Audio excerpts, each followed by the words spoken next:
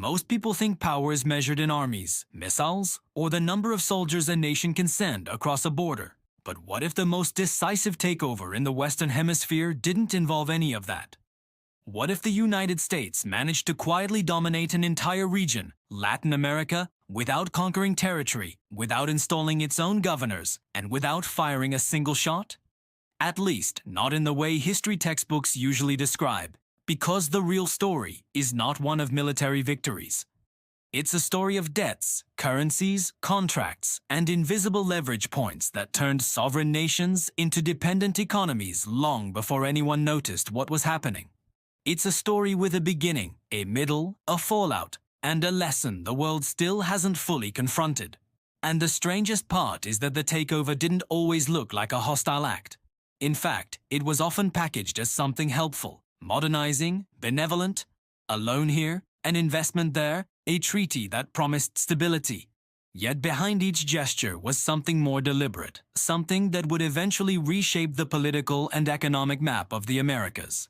But how did the United States become the dominant power in Latin America without conventional warfare? And why did so many nations fall into the same cycle? To answer that, we have to go back not to the height of the Cold War, not to World War II, and not even to the 1920s, but to a moment long before America saw itself as a superpower, when it was still figuring out how to project influence, and when Latin America was trying to survive its own wars of independence. Because that is where the origins of this silent takeover were laid. In the aftermath of collapsing Spanish and Portuguese empires, when new nations were free but vulnerable. In the early 1800s, nearly every country from Mexico to Argentina was fighting for independence or recovering from it. Their economies were fragile, their governments untested, and their futures uncertain. Britain was the first to lend a hand, quite literally, through loans that came with interest rates that no modern bank would dare advertise. But Britain wasn't the only outside player watching the region.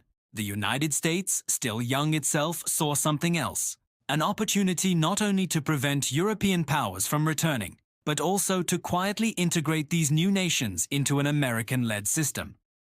This wasn't done with guns. It was done with two forces that don't look threatening at first glance: trade and debt.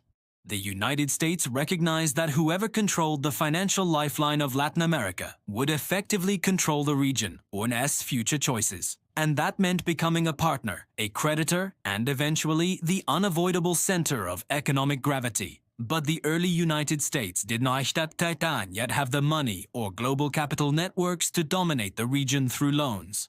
So it took a different route, one that began with something seemingly simple, declaring that Europe should stay out of the Western Hemisphere.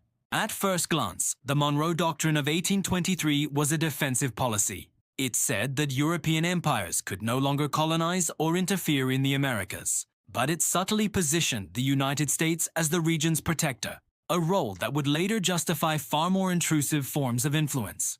What looked like a shield would eventually become a lever. And while the doctrine itself didn't immediately translate into direct control, it established a framework. Latin America belonged to the geopolitical orbit of the US, whether the nations themselves agreed or not. This was the ideological foundation for everything that would follow. Still, ideology alone wasn't enough. Latin America's most pressing problem wasn't foreign threats, it was economic instability. Countries needed infrastructure, ports, railroads, and access to global markets. They needed foreign capital, they needed credit, and they needed partners who could buy their exports. And as the 19th century drew to a close, the United States finally had the industrial power, the banks, and the appetite to step into that role. This is where the story shifts from political declarations to financial engineering. American banks began offering loans that were more attractive than Europe's. Lower interest rates, longer repayment periods, and conditions that looked manageable. But the key wasn't the loans themselves. It was the fine print. Contracts that tied national revenues to U.S. interests, collateral arrangements that surrendered control over customs houses, and trade agreements that funneled entire export industries toward American companies. By the early 20th century, the United States had mastered the art of what one academic later called dollar diplomacy. The concept was simple. Instead of invading countries to gain influence, financially stabilize them in ways that made them dependent. If a nation couldn't repay its debts, U.S. officials would step in, not with armies, but with financial auditors and administrators who would oversee budgets, customs collections, and monetary policy. In countries like Nicaragua, Honduras, and the Dominican Republic, the pattern became familiar: loan, dependence, supervision. And although the U.S. did occasionally send troops under the justification of protecting investments, the real takeover had already happened before a single Marine landed. Economies had been structured around U.S. priorities long before conflicts arose. But to understand why Latin American countries accepted this arrangement, we need to look at the internal pressures they faced. These were not fully unified nations. Many had elite groups who saw foreign loans as shortcuts to modernity and political stability. Others viewed the United States as a necessary counterweight to European creditors. Some leaders, desperate to consolidate power, welcomed American support. And in nearly every country, cycles of boom and bust made foreign capital seem indispensable. The result was an environment where U.S. influence didn't look like imperialism. It looked like partnership. But behind the scenes, American banks, corporations, and policymakers were acquiring control over railroads, mines, plantations, oil fields, and national treasuries. By the time World War I disrupted global finances, the U.S. had become the largest creditor and the most important market for many Latin American countries.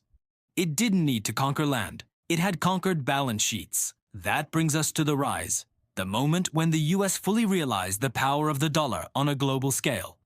As the world's financial centers in Europe collapsed into war, the United States emerged as the primary source of capital for an entire hemisphere. American banks expanded aggressively. Corporations moved south. Investors bought up utilities, railways, and agricultural land. And all of this set the stage for a new kind of influence, one driven not by diplomacy alone, but by Wall Street. The rise of American dominance wasn't just financial, it became embedded in institutions. A key figure here is a man whose name is absent from most high school textbooks: Charles Evans Hughes. As Secretary of State in the 1920s, he formalized policies that aligned U.S. diplomatic goals with the needs of American investors. Under his direction, embassies began regularly intervening in Latin American politics, not through coups or invasions, but through negotiations over loan terms, debt restructuring, and customs administration. This period also saw the birth of American-led central banking in the region. Economic advisors were sent to help countries stabilize their currencies, modernize accounting practices, and reform tax systems. Yet these advisors almost always recommended policies that made countries more dependent on American capital markets and more aligned with American trade needs. And so, the pattern deepened. Countries that resisted U.S. influence found themselves cut off from loans. Those that cooperated received access to credit. It was a carrot-and-stick system where the primary weapon was not military force, but the ability to grant or deny financial lifelines. Yet this growing dependency masked a ticking time bomb. Because American dominance was built on a system that could only survive during periods of growth. The moment the U.S. economy faltered, the ripple effects would be catastrophic. That breaking point arrived in 1929. When the U.S. stock market crashed, it didn't just wipe out investors. It annihilated the flow of credit to Latin America. Export prices collapsed. Government revenues dried up. Countries couldn't pay their debts. Entire economies tumbled into depression. And suddenly, the quiet takeover became visible. The economic relationship that had promised stability now revealed its greatest vulnerability. Dependence meant exposure. But before we get to the fallout, it's important to understand something crucial about this moment. Latin America didn't simply suffer because the U.S. economy collapsed.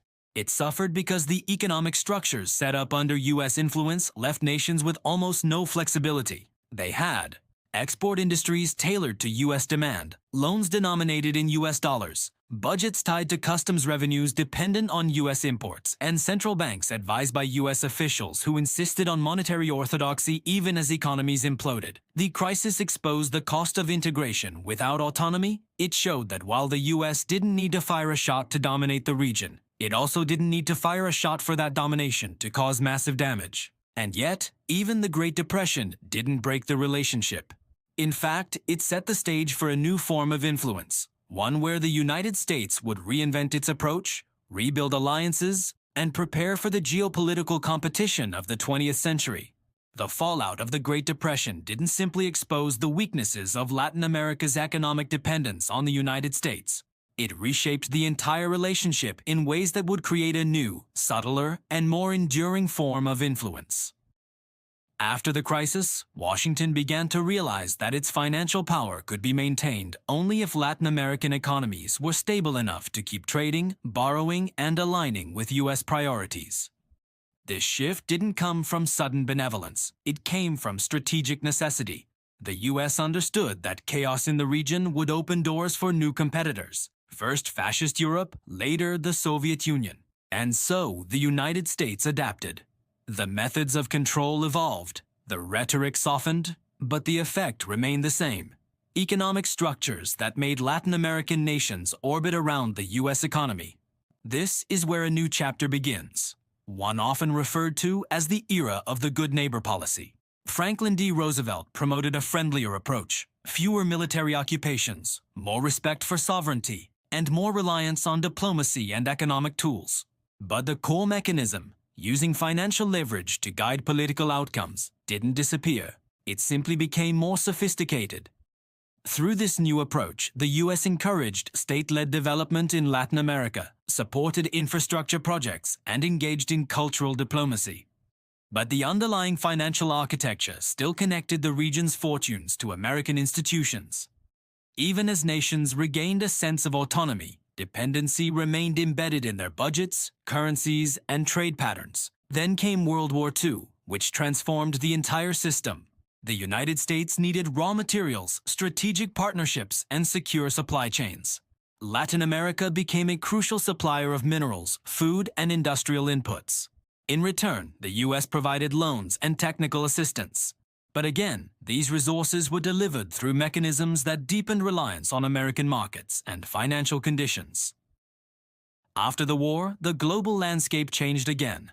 Europe was devastated. The U.S. dollar became the centerpiece of the world economy. And in 1944, at the Bretton Woods Conference, the institutions that would define global finance for decades were born: the International Monetary Fund and the World Bank. Both institutions were heavily influenced by U.S. economic ideology and priorities. They were designed to stabilize currencies, facilitate trade, and provide credit. But for Latin America, they became something else: new gatekeepers. To access loans or financial support, countries often had to adopt policy recommendations that aligned with economic models favored by Washington.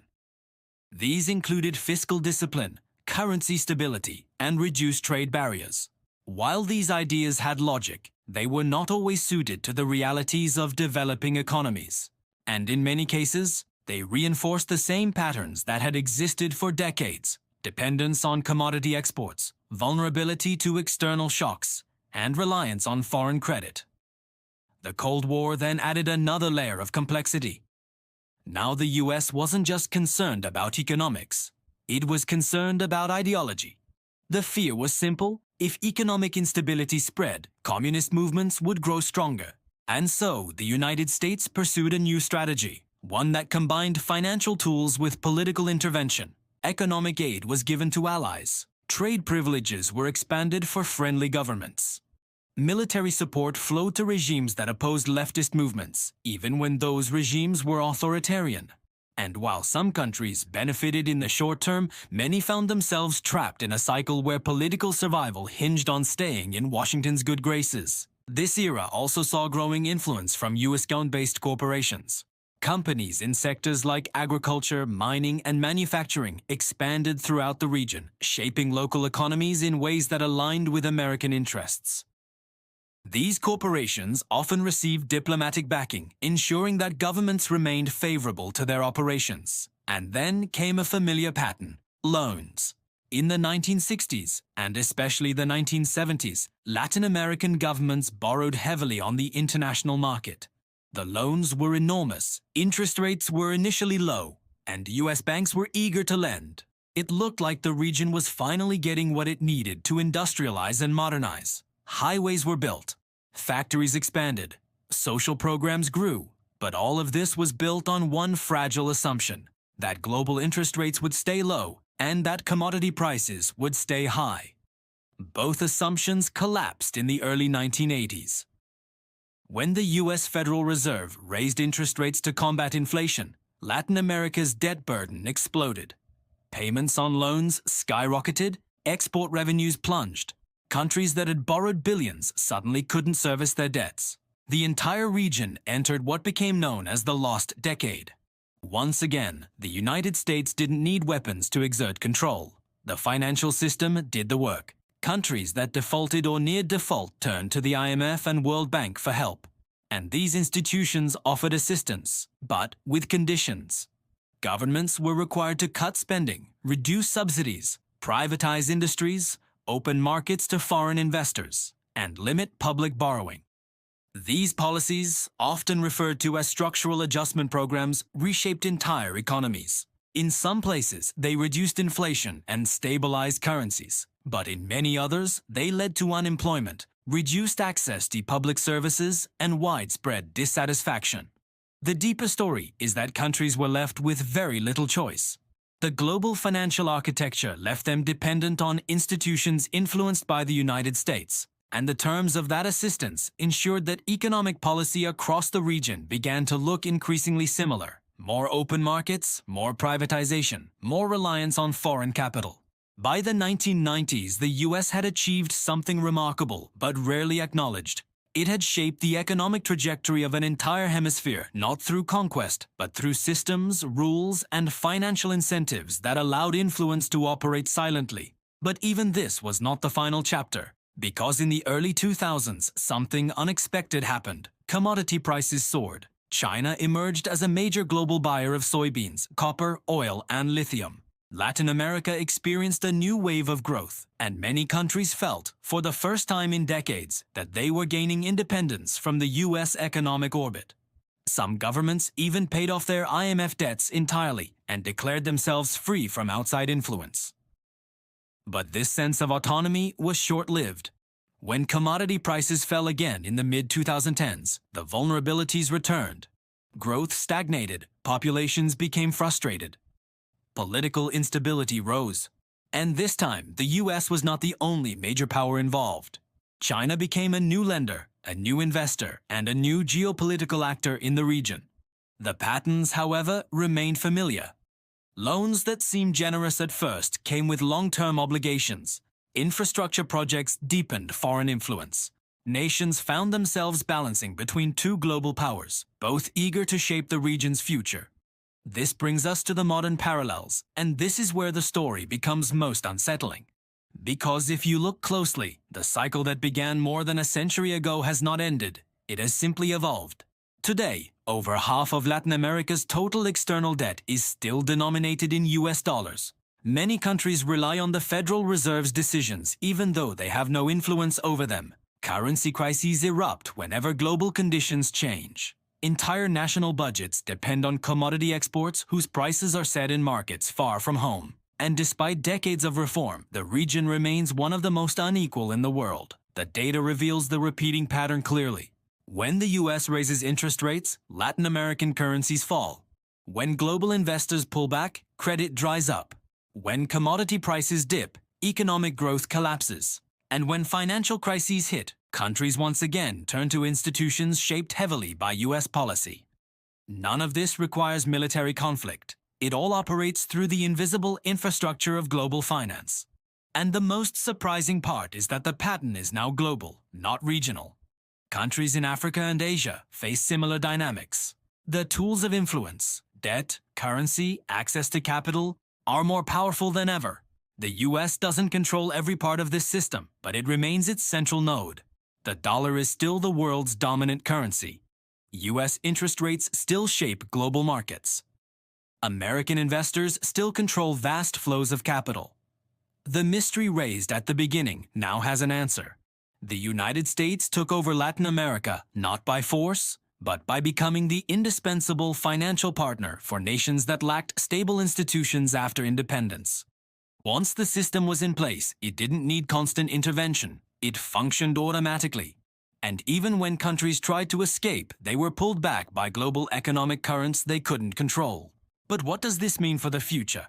What lessons can be drawn from 2 centuries of cause and effect, from cycles of dependence, crisis, reform, and renewed dependence? The first takeaway is that power today is exercised through systems, not soldiers. Whoever builds the financial architecture sets the rules, and those rules shape the options available to every nation within that system. The second takeaway is that economic independence is not achieved through ideology alone. It requires deep institutional capacity, diverse exports, stable governance, and the ability to weather global financial storms. Without those foundations, nations will always be vulnerable to outside influence, no matter who the external power is. The third takeaway is that cycles repeat when their underlying causes remain unchanged. If countries rely on commodity exports, borrow heavily in foreign currencies, and depend on global markets they do not control, the same crises will reappear. The names of the creditors may change, the patterns do not, which leads to a final warning. The next takeover, whether by the United States, China, or a financial system without a single clear leader, may already be happening. It won't look like an invasion. It won't make headlines. It will come through interest rates, credit ratings, investment flows, and the quiet decisions of institutions far from the people who feel the consequences. Understanding this system is the first step in changing it, because the most powerful forms of influence are the ones that remain unseen. And the only way to counter them is to recognize how they work, how they evolved, and how they shape our world today. If you want more deep dive videos like this, stories that challenge assumptions, reveal hidden mechanisms, and connect history to modern realities, make sure to subscribe, leave a comment, and share this with someone who needs to understand the invisible power shaping global politics. This story may have started in Latin America, but its lesson is universal.